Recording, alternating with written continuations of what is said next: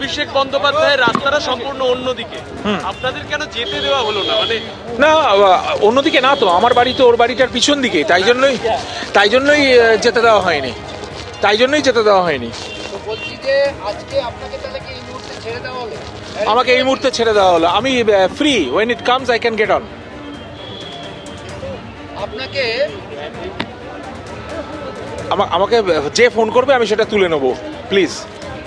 ওকে, আপনাকে গ্রেফতার করা হয়েছিল, কি বলবেন? মানে আমি আমার কিছু বলার নেই। আমি দেখুন 25 বছর একটা সভ্য সুশিক্ষিত দেশে ছিলাম, তো আমার এরকম এক্সপিরিয়েন্স হয়নি যে আমার বাড়িতে কেউ দেখা করতে আসবে, তার সঙ্গে গিয়ে আমায় দেখা করতে হবে পুলিশ কর্ডনের মাঝে। আবার তিনি একজন গণ্যমান্য ব্যক্তি, তিনি একজন মিনিস্টার। আমি তার সঙ্গে দেখা করতে গিয়ে মাঝখান থেকে মানে চোর পকেট মারের মতো তুলে নিয়ে গেল। এটা এখন আমি হাসছি, বাট মানে I was really panic stricken. এক সময় আমি ভীষণ অসুস্থ বোধ করছিলাম ওই সময়। যেভাবে আমাকে গাড়িতে তুলে নিয়েছে, ওভাবে কোনো ভদ্র মানুষকে ওইভাবে মানে চোর পকেট মারকেও ওইভাবে করে না। তবে আমেরিকায় দেখেছি কিছু কিছু সময় রাইট পুলিশ ওইরকম ধরনের কাজ করে থাকে। তা আমি সেরকম রাইট করেছি বলে মনে হয় না। আমি একজন বন্ধুর সঙ্গে দেখা করতে গেছিলাম, ওনার আজকে প্রথম আমার বাড়ির আসার কথা। So that was a very bad experience. Abhishek Bandyopadhyay high security zone আপনার বাড়ির কাছাকাছি, তাই বাধা দেওয়া হয়েছে। কিসের জন্য high security zone? I don't know. একটা ক্লাস 10 না ক্লাস 8 পাস করা ছেলে, তার কোটি টাকার মালিক, সে ওখানে রয়েছে, তাদের জন্য আমাদের সমস্ত জনজীবন বিপর্যস্ত। এইটার প্রশ্ন আমি আপনাদের কাছে রাখলাম, আপনারা একসময় এর জবাবটা দেবেন। আচ্ছা, একটা মিনিট হোল্ড করুন, আমি জাস্ট, আমার একটা ট্যাক্সি আসছে, আমার গাড়ি নেই তো।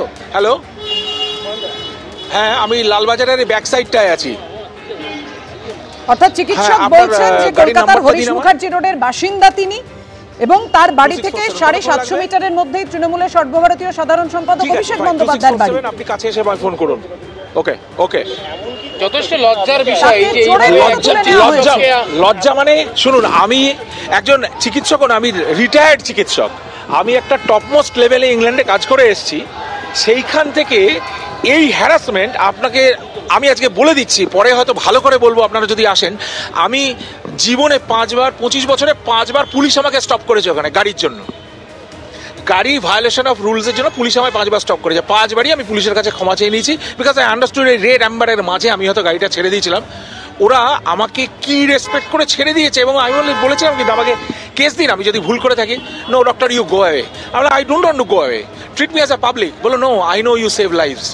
তো আজকে এইখানে এসে সেসব তো ছেড়ে দিন। ওই যে বললেন, যার নামটা বললেন, তার কি কোয়ালিফিকেশন, সে কোনোদিন কারোকে একটা মিষ্টি কিনে খাইয়েছে কিনা সেটা আমি জানি না। বলছি যে একটা জিনিস, আপনার বিরুদ্ধে অভিযোগ যে আপনি, কি অভিযোগ আমি তো জানি না। তরফ থেকে অভিযোগ, পার্টির থেকে অভিযোগ করা হয়েছে বিভিন্ন এক্সহ্যান্ডেলে যে এনএইচএস এ থাকাকালীন, আপনি থাকাকালীন কোনো পেশেন্ট মারা গিয়েছিল। কোনো পেশেন্ট আমার এতে মারা যায়নি, ভুল, মিথ্যে কথা।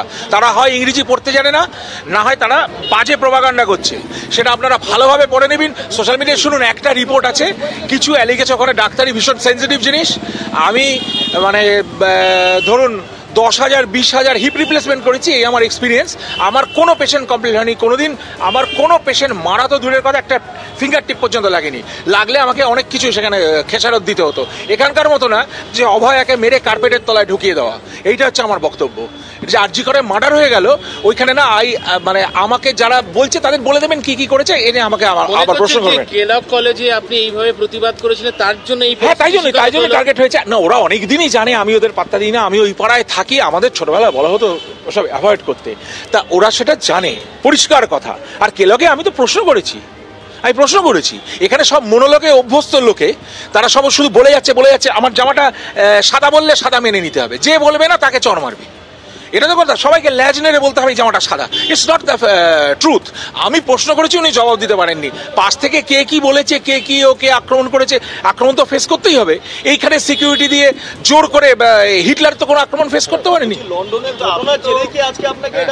একদম 100% প্রতিহিংসা। আমাকে হ্যারাস কিভাবে করবে? ওই যে আমাকে ওয়েস্ট বেঙ্গল মেডিকেল কাউন্সিল চিঠি দিচ্ছে, আরও হয়তো 10টা চিঠি আসবে। চিঠিফিটিগুলো দিয়ে তো কোনো লাভ নেই। আমি প্র্যাকটিসই করি না, আপনি আমার কিসের রেজিস্ট্রেশন ধরবেন? আমার রেজিস্ট্রেশন দরকার নেই। না, পুলিশ আমায় কিছু বলেনি। আমি এটা কোর্টে পরে লিগাল অ্যাকশন নেবো। আমাকে অ্যারেস্ট শুধু করেনি, আমাকে জঘন্যভাবে তুলে নিয়ে ফিজিক্যালি অ্যাসল্ট করেছে। এবং আপনাদের পাবলিক মিডিয়াতে বলে দিচ্ছি, যে দুটো পুলিশ আমায় ধরেছিল তারা নিশ্চয়ই চিনতে পারবে। আমি তাদের একজনের মুখ ভুলবো না, আমি তাকে হাত যখন সরিয়ে দিয়েছি সে বলছে ওরে বাবা এত তেজ, এ তো বলছে, মানে ওরা তো এগুলো অভ্যস্ত নয়। ওই পুলিশের গায়েও জোর নেই, I felt the grip, he is not even half as strong as me. আমি অহংকারের কথাটা বললাম, কিন্তু ওরা কাপুরুষ, পেছন থেকে 10 জন মিলে আমাকে ধরেছে। ও যানজট হলো বলে আমাকে তুলে নিয়ে চলে যাবে? যানজট হলে আপনি বলবেন, এখানে যদি বলে যানজট হচ্ছে আমি সরে যাব, তাই না? ভদ্রলোকেরা তো তাই করে, তাহলে আপনারা ভদ্রলোক দেখতে ভুলে গেছেন। আমি ওখানে কি করেছি? আমি সুকান্তর সঙ্গে হ্যালো বলেছি, সুকান্ত বাবুর সঙ্গে 5 মিনিট কথা বলেছি, টার্ন অ্যারাউন্ড করেছি, আমি অ্যারেস্টেড। একটা কি অন ক্যামেরা কিছু আছে যে যানজট হচ্ছিল সরে যেতে বলেছে কেউ? সরে যেতে বললে আমরা সরে যেতাম। যখন সব এন্ড হয়ে গেছে, সুকান্তর গাড়িতে উঠবে, আমি চলে আসবো, সেই সময় আমাকে অ্যারেস্ট করে নিল। এখানে যানজট মানে? আর আমি বুলেভার্ডে দাঁড়িয়েছিলাম, আই নোটিস দ্যাট। আমি বুলেভার্ডে দাঁড়িয়েছিলাম, এই পাশ দিয়ে গাড়ি যাচ্ছে, ও পাশ দিয়ে গাড়ি যাচ্ছে। আমার মা অসুস্থ, আমাকে সেই জন্য পুলিশ আমাকে অনেক আগে ছেড়ে দিলেন। আমি ওদের বললাম এইটুকু অন্তত রেখেছে, দে লেট মি গো। আমার কুকুরটা মার কাছে রয়েছে, আমার ওয়াইফ আজকে ওখানে নেই, তো আমার মা অসুস্থ বলে হয়তো আমায় দিয়েছেন। That's the only thank I can give them. আমি হাইকোর্ট রোয়াল কোর্ট তো আমি বুঝি না, আমি কোনোদিন কোর্টে যাইনি ভাই। ওইটা যেটা উনি বললেন ওই ঘটনা, একবার মেডিকেলিক্যাল রিজনসে আমার কিছু মেডিকেল কোর্টে যেতে হয়েছিল। আমি কোর্টে ফোটে ভাই যাইনি, ওই ধরনের জীবন যাপন করিনি। এখন হয়তো করতে হবে।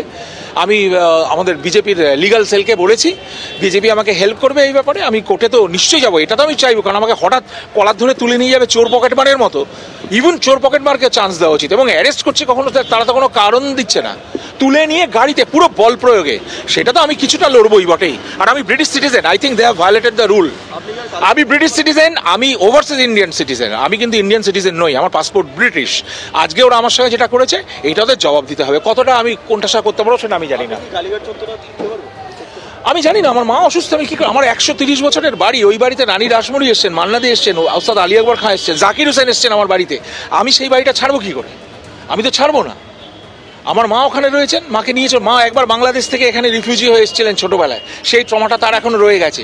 এখন মা আমাকে জিজ্ঞাসা করছে আমাদের কি দেশ ছেড়ে চলে যেতে হবে?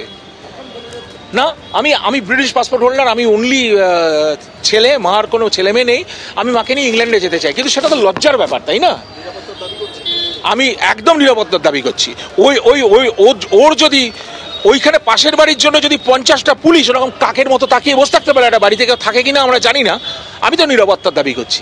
আজকে যেভাবে আমার সঙ্গে ব্যবহার করলো হলো, কালকে আর আপনাদের সঙ্গে দেখা হবে কিনা আমি তো জানি না। এই পরিস্থিতি I am feeling real insecure. না, আমি ছাড়বো না, আমি অত সহজে দেশ ছাড়বো না, কারণ আমার দাদু বাপ ঠাকুর দাদা ছাড়েনি। আমি একটা কাজ শিখতে দেশে গেছিলাম, আমি কিছু চাকরি করতে দেশে গেছিলাম, আমার পেনশন অ্যাচিভড হয়ে গেছে, আমি ইংল্যান্ডে নিশ্চয়ই যাব, কিন্তু দেশ ছাড়বো না। আপনি একজন স্বাধীনতা সংগ্রামী, আমার দাদুর নাম কানাইলাল চট্টোপাধ্যায়।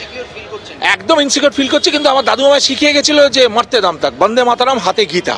উনি ফাঁসিকে ভয় পাননি, আন্দামান নিকোবর ভয় পাননি, ডিপোর্টেশন। ইন্দিরা গান্ধীকে দেখেছি পায়ে এসে প্রণাম করেছেন দাদুকে। আমি সেই বংশের ছেলে, আমি মান্নাদের ছাত্র, দেখে নেব, দেখা যাক কতটা দূর যায়।